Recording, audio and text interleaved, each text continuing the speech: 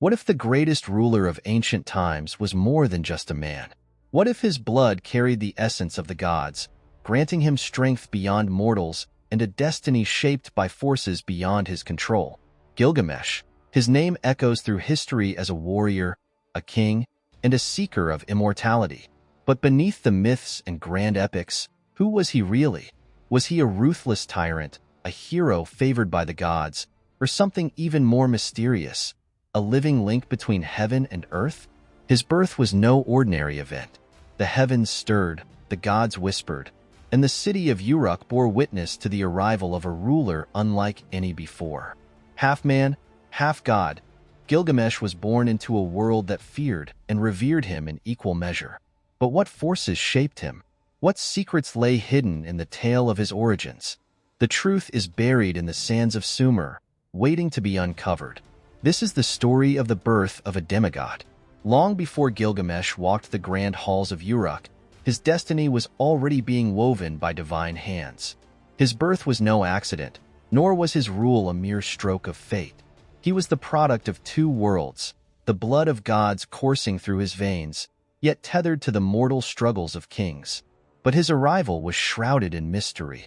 The gods had watched over Sumer for centuries, their divine essence shaping the fate of rulers, priests, and warriors. Yet, among all those who had claimed a connection to the heavens, none were like Gilgamesh.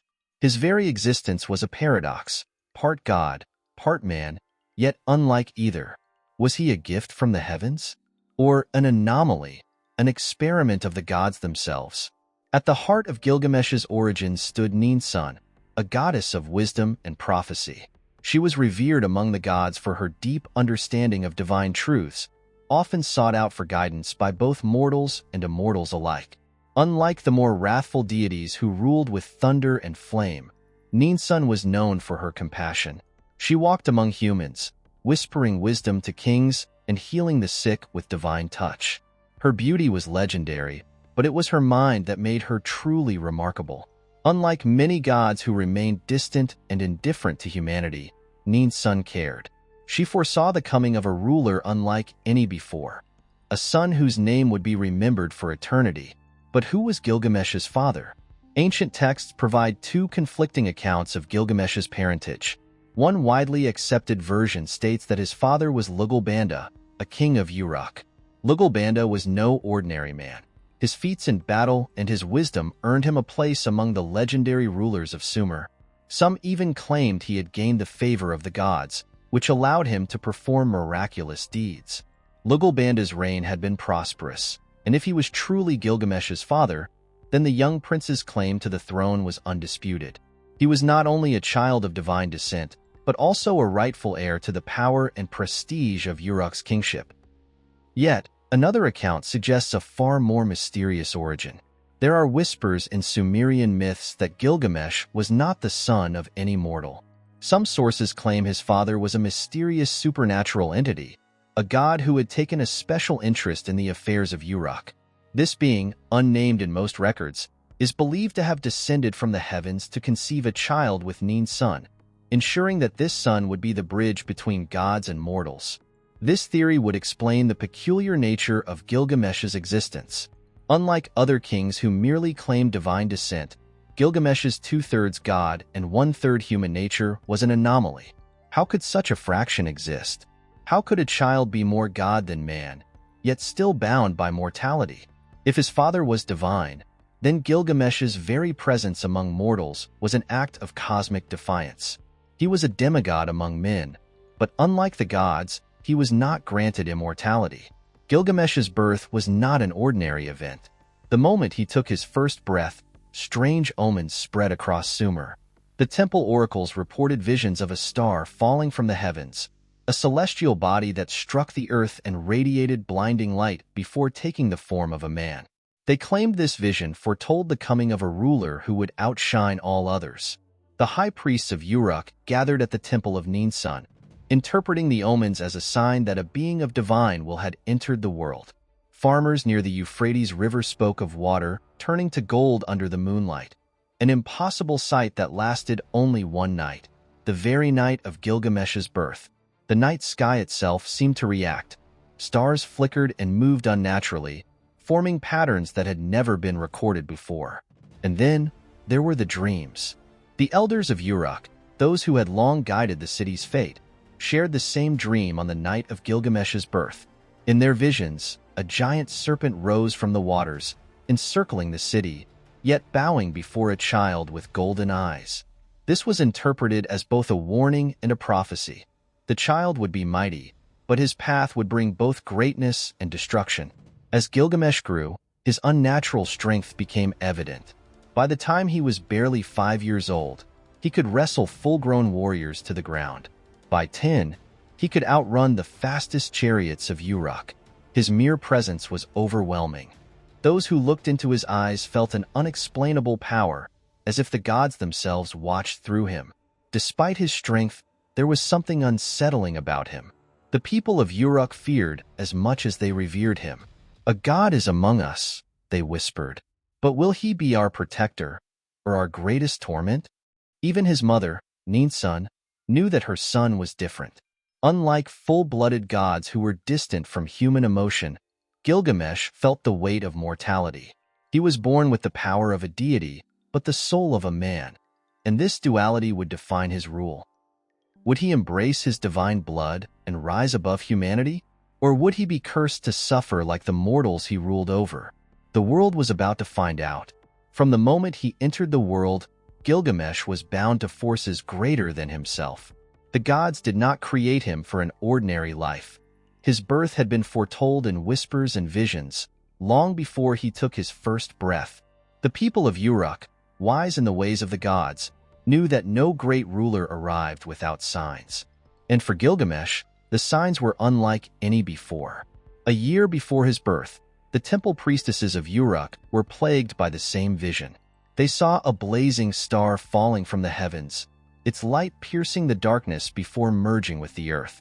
From the place where it landed, a great lion emerged, roaring across the land.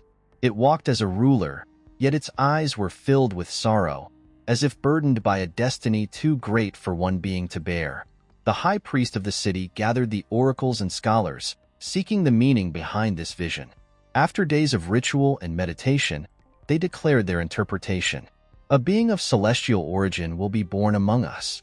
He shall command the strength of the gods, but his heart will know suffering. His reign will be glorious, yet his soul will always long for something beyond mortal reach." It was an omen of greatness, but also of tragedy. Not all the gods had agreed on Gilgamesh's birth. Some believed that a mortal infused with divine essence would upset the balance of the world. Enlil, the Lord of Storms, saw him as a potential threat. He had once flooded the earth to rid it of humanity's arrogance. Would this demigod one day challenge the gods themselves? Enki, the god of wisdom, argued in favor of Gilgamesh. "He will be our link to the mortal world," he said, "a king shaped by both divine power and human struggle." Ishtar, the goddess of love and war, was intrigued. "Let him be born," she declared. "Let us see if he will love or destroy." Their voices clashed in the divine realm, but in the end, the decision was made.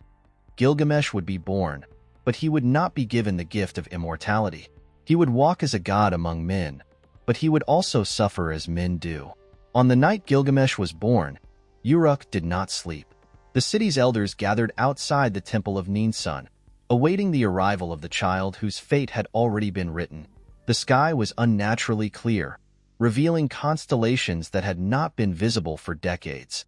Some claimed to see the shape of a lion, others the form of a sword. But what truly shook the people was the sudden silence that fell over the land. The wind stopped. The animals of Uruk, from the smallest birds to the mightiest oxen, bowed their heads in the direction of the temple. Even the Euphrates River, forever moving, seemed to still for a moment. Then, a thunderclap split the sky, but there was no storm. The sound did not come from the heavens, but from the very earth itself, as if the world was acknowledging the arrival of someone who was never meant to be ordinary. And then, he was born. The priestesses who assisted in the birth would later swear that when Gilgamesh first opened his eyes, he did not cry like other infants. Instead, he stared at the world with the gaze of a warrior who had seen many battles before ever being born. His fists clenched as if ready for war. His heartbeat was strong, so strong that the head priest placed his ear against the child's chest, believing it to be the drumbeat of the gods. Nin's son, exhausted but unshaken, held him close. She alone understood what had just happened. "He knows," she whispered to herself. "Even now, he knows he is different." A final sign would confirm his destiny. As the temple priests examined the newborn, they found something that had never been seen before. Across his shoulders and down his spine, the skin bore faint golden markings. They were not scars, nor were they wounds. The markings formed intricate patterns, resembling the sacred symbols of the gods themselves. It was a divine signature, proof that Gilgamesh had not been born by accident. The markings glowed faintly under the torchlight, as if responding to the presence of the divine. Some said they would fade over time, but those closest to Gilgamesh would later claim that, in moments of great emotion, anger, sorrow, triumph, the markings would return, as if reminding him of his purpose. 3 days after his birth, the priests performed the naming ritual, a sacred ceremony to determine the destiny of a child. His name was spoken aloud before the gods. Gilgamesh, the one who was destined to be king. From that moment, the city of Uruk knew that their ruler had arrived. And though he was still only a child, the world had already begun to tremble at his name. Gilgamesh's childhood was unlike any other. From the moment he took his first steps, the city of Uruk felt the presence of a ruler in the making. He was not raised in the sheltered chambers of royalty, but in the open world, where the forces of nature and divine will shaped him. It soon became clear, he was no ordinary child. Most infants took years to walk, but Gilgamesh was standing before his first year was complete. By the time he was 3, he could lift objects that grown men struggled with. The palace guards, hardened warriors who had served in Uruk's many battles, watched in awe as the young prince wrestled with lambs and oxen, not out of cruelty, but as if testing his own limits. At the age of 5, he could outrun chariots. When his caretakers tried to discipline him, they realized their hands could not contain his strength. He had no concept of restraint. His arms could break stone, his fingers could crush bronze, and his voice, when raised, could echo across the palace walls like a war horn. The people whispered, "He is not like us. He is something else." As he grew older, Nin's son realized something troubling. There was no one in Uruk strong enough to train him. His tutors, men who had trained kings before him, found themselves inadequate. He mastered languages within days, solved riddles that the temple priests had studied for decades, and possessed an uncanny ability to predict battles before they happened. His mother knew these were signs of his divine nature, but divine blood alone would not make him a ruler. And so, his training became different. The scholars taught him wisdom, fearing that unchecked strength would make him a tyrant.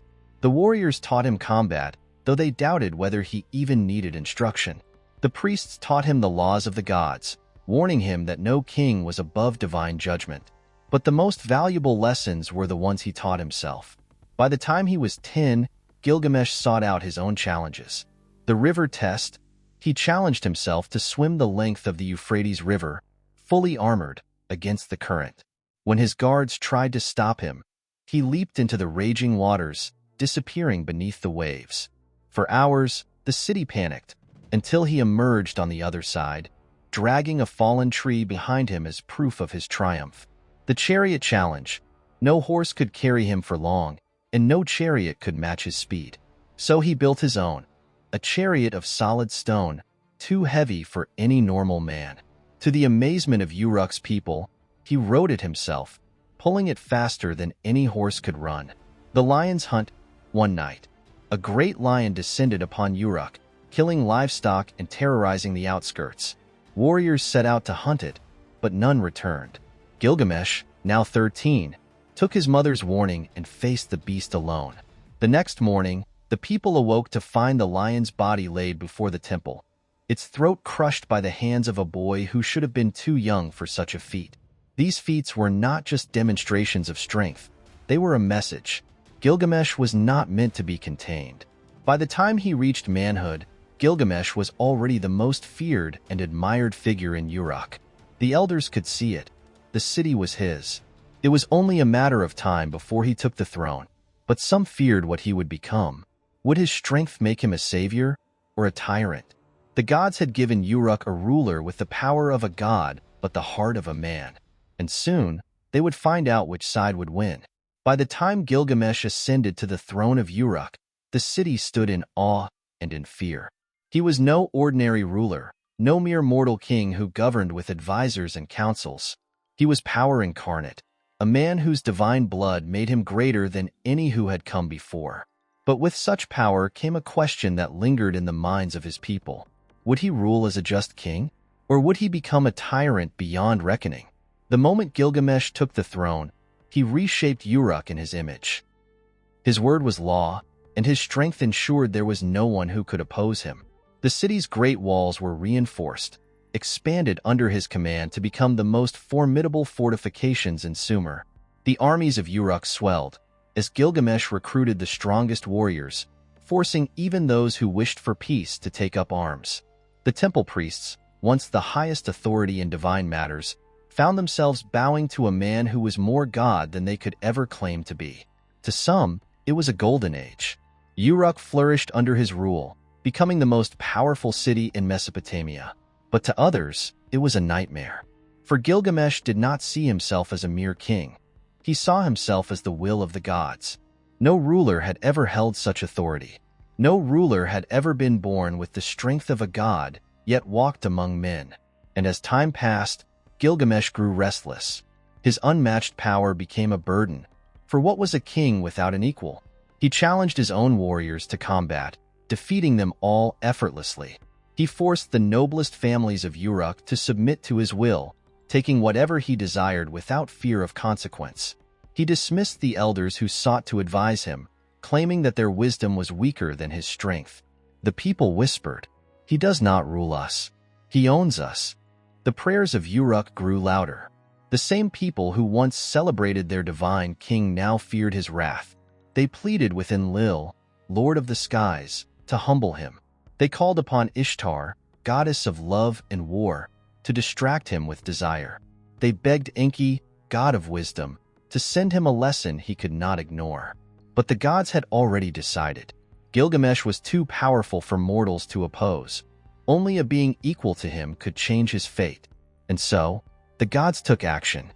Deep within the wilderness, the gods shaped a new being.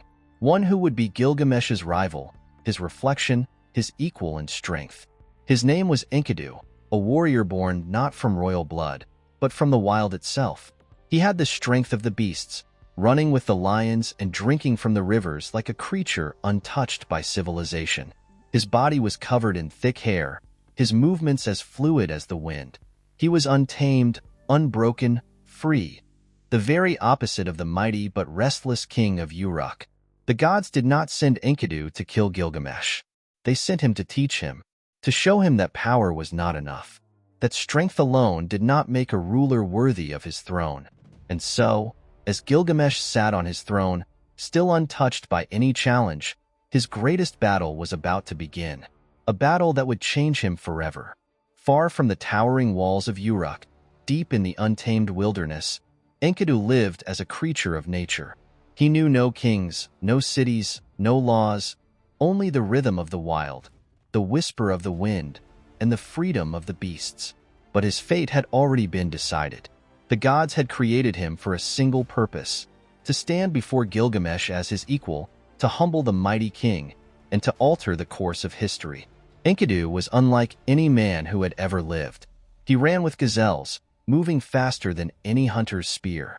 His body was covered in thick, matted hair, shielding him from the desert sun and the freezing nights.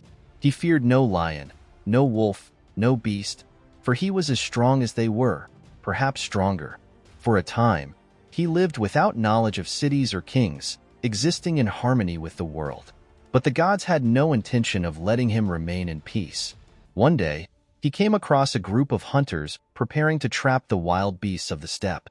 Enkidu, seeing them as invaders in his world, broke their traps, released their prey, and sent them fleeing back to their villages in terror. When the hunters returned to Uruk, they carried a message of fear. There is a wild man in the wilderness, stronger than any warrior, faster than any horse. No beast or man can stand against him. He is untouched by law, and he will not be tamed. The people listened, but Gilgamesh was not impressed. The king of Uruk did not fear wild men. He did not fear anyone, but he saw an opportunity. If this man was as strong as they claimed, perhaps he was the challenge he had been waiting for. But strength alone would not bring Enkidu into the city. Instead, the priests devised a different strategy. They sent for Shamhat, a temple priestess, a woman of unmatched beauty and wisdom. She was no ordinary woman. She was a servant of Ishtar, a master of words and seduction. Her task was simple: lure Enkidu from the wild. Teach him the ways of men. Make him one of them. Shamhat found Enkidu drinking from a stream, surrounded by animals that trusted him as one of their own. She did not approach him with fear, nor did she run when he turned to face her. Instead, she smiled. For 6 days and 7 nights, she stayed with him, speaking to him, teaching him the ways of civilization. And slowly, the wild man changed. He learned the touch of a woman, the warmth of human connection. He ate bread and drank wine, tasting the gifts of civilization for the first time. His movements became less wild, his mind sharper, his desires clearer. But something else happened. The beasts no longer recognized him. The gazelles that once ran at his side fled from his scent. The lions that once walked beside him saw him as a man, not a brother.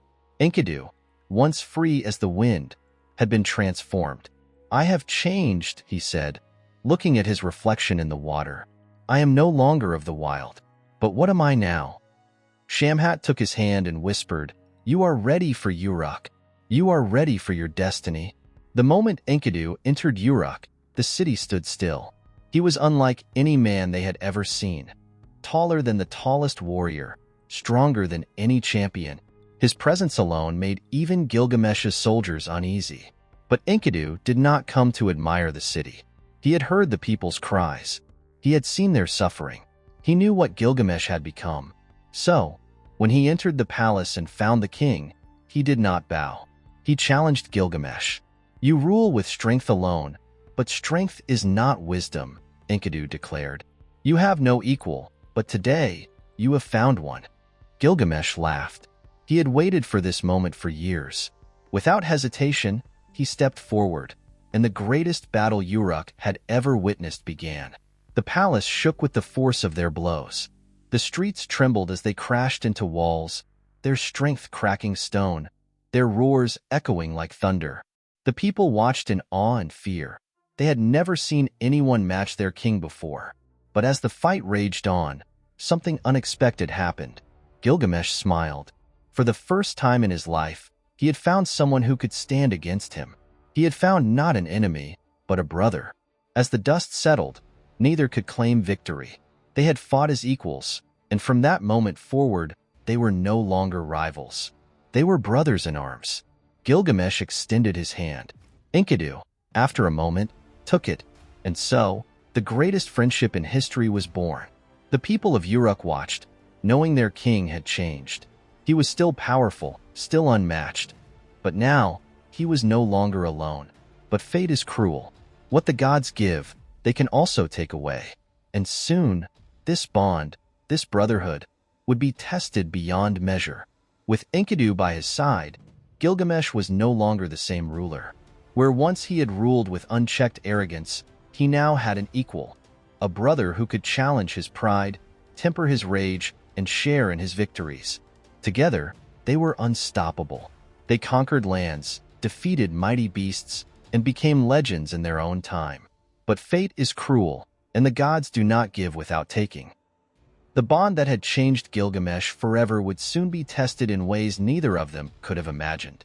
Their adventures led them to the Cedar Forest, a sacred land guarded by Humbaba, a monstrous being chosen by the gods to protect it. The forests were off-limits to mortals, yet Gilgamesh, fueled by his thirst for glory, defied divine law. With Enkidu's help, he defeated Humbaba, striking the creature down in a battle that shook the heavens. But in doing so, they angered the gods. And the gods do not forgive. As punishment for this defiance, they chose one of them to die. They chose Enkidu.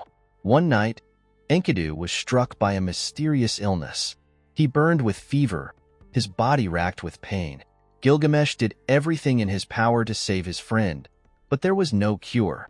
This was no mortal disease. This was the will of the gods. For days, Enkidu suffered, and for the first time in his life, Gilgamesh, the great warrior king, felt helpless. He could conquer nations, defeat monsters, and challenge the heavens, but he could not stop death. Enkidu's final words shattered him. "Brother, do not forget me. Do not let my name fade into the dust." And with that, Enkidu was gone. Gilgamesh was never the same after Enkidu's death. He refused to accept it. How could a man like Enkidu, his equal, his brother, be taken so easily? More terrifying than his grief was the realization that one day, he too would die. For the first time, Gilgamesh felt fear. He had always seen himself as different, greater than other men. But Enkidu's death proved that he was still mortal. And if death could take Enkidu, then it would one day come for him, too. That, he could not accept. And so, he made a decision that would change history. He would defy the gods.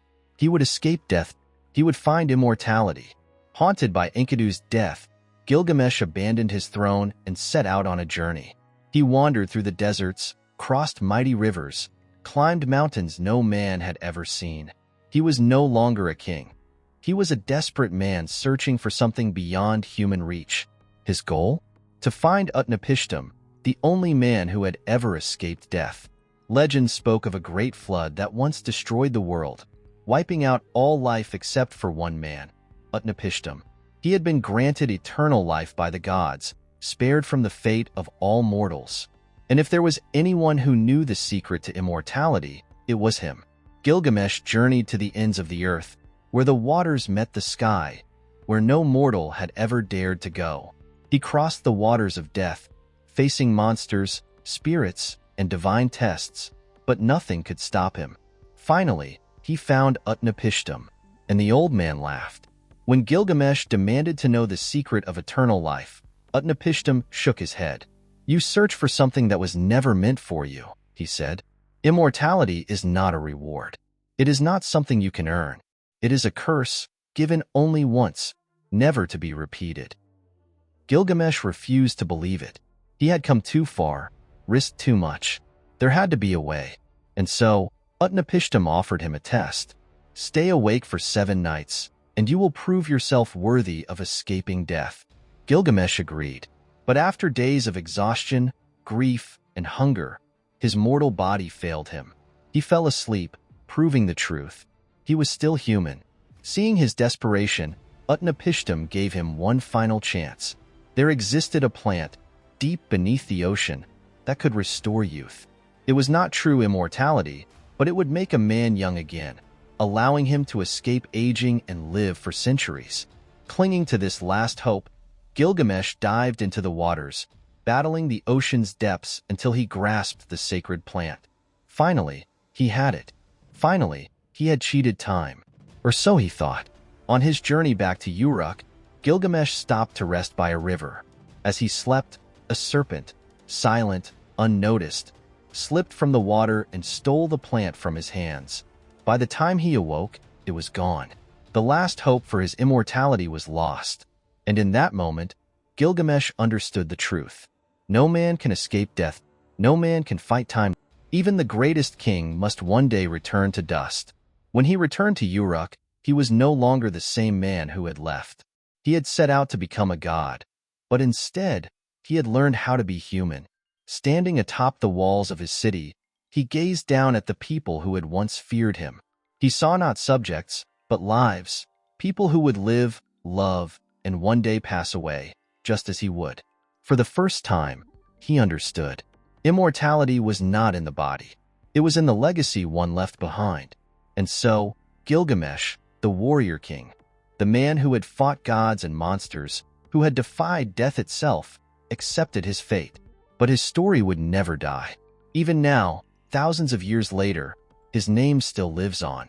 And in that, he achieved the immortality he had always sought. Did Gilgamesh ultimately transcend mortality? Not in the way he had hoped. He did not gain eternal life. nor did he escape the fate that awaited all men. But in his final lesson, he realized something far greater. Immortality is not measured in years, but in the stories we leave behind. And no story has endured as long as his. Gilgamesh was more than a ruler. He was a warrior, a seeker, a man who defied gods and fate alike. And in doing so, he became the first great hero in human history. His epic, the Epic of Gilgamesh, is the oldest recorded story known to man, predating even the myths of Greece and Egypt. It is the foundation of all hero tales, the first saga of a flawed, powerful man searching for meaning beyond war and conquest. It influenced countless stories that followed. The gods shaping a hero's fate? We see it in Hercules and Achilles. A warrior's journey for wisdom? Echoed in King Arthur's Grail quest. The tragic loss of a beloved friend changing a hero's path? Reflected in Achilles mourning Patroclus, or Beowulf facing his final battle alone. Gilgamesh was not just a legend. He was the blueprint for all legends that followed. Historians have debated this question for centuries. Was Gilgamesh truly a historical figure, or was he only a myth? Ancient Sumerian king lists mention a king Gilgamesh of Uruk, ruling around 2700 BCE. His name appears alongside confirmed historical rulers. Clay tablets reference his reign, his great walls, and his strength beyond ordinary men. But was he truly two-thirds divine, as the stories claim? There is no physical proof of his godhood, no relic that confirms he was anything more than a man. And yet, his legacy has lasted longer than empires. If the gods did not make him immortal, history certainly did. Even now, his name has not faded. His story is still told, thousands of years later. And in that, he achieved the very immortality he sought. But what if Gilgamesh was more than legend? What if the ancient kings were right? What if his blood truly carried the essence of the gods? And if so, could there have been others? History speaks of rulers who claimed divine ancestry, pharaohs of Egypt, emperors of Rome, kings who ruled as if they were gods. Could they have been descendants of Gilgamesh's bloodline? And if his essence still lingers somewhere in the world today? What if the legacy of demigods never truly ended?